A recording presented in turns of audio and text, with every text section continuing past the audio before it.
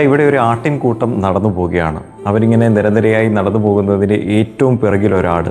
അതിൻ്റെ കാലിൽ ഒരു പ്രശ്നമുണ്ടായിട്ട് അതിന് നടക്കാനായിട്ട് പറ്റുന്നില്ല. തൊട്ടടുത്ത് നിൽക്കുന്ന ഒരു ചെന്നായി കൂട്ടം ഇത് കാണുന്നു. ചെന്നായ്ക്കളുടെ ലീഡർ ഒരു സിഗ്നൽ കൊടുക്കുന്നു. എല്ലാ ചെന്നായ്ക്കളും അലേർട്ടാകുന്നു. പെട്ടെന്ന് ഇതിനെ അറ്റാക്ക് ചെയ്യാൻ എല്ലാവരും കൂടി ഓടി വരുന്നു. ചെന്നായ്ക്കൾ വരുന്നത് കണ്ടപ്പോഴേക്കും ഈ ആടുകൾ തന്നെ ഇതിനെ തട്ടിയിട്ടിട്ട് ബാക്കി ആടുകളെല്ലാം ഓടി രക്ഷപ്പെട്ടു. ചെന്നായ്ക്കൾ വന്ന് അറ്റാക്ക് ചെയ്ത് ചില സമയത്തിനുള്ളിൽ ആടിൻ്റെ എല്ല് മാത്രം ബാക്കിയാക്കി.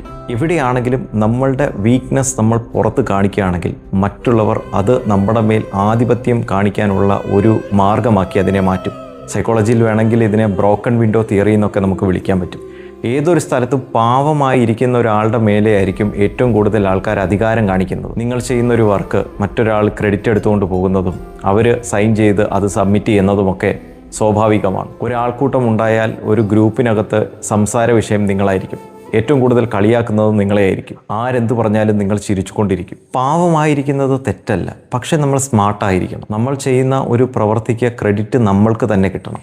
ഏതൊരു സിറ്റുവേഷനിലും ഒരു കാര്യം ചോദിക്കണമെങ്കിൽ ചോദിക്കാനും നോ പറയേണ്ടടുത്ത് നോ പറയാനും നമ്മൾ പഠിക്കുന്നിടത്താണ് നമ്മൾ സ്മാർട്ടായി മാറുന്നത്. എവിടെ നമ്മളുടെ വീക്ക്നെസ് പുറത്തേക്ക് കാണിക്കുന്നു അവിടെ നമ്മളുടെ മേൽ അറ്റാക്ക് വന്നിരിക്കും.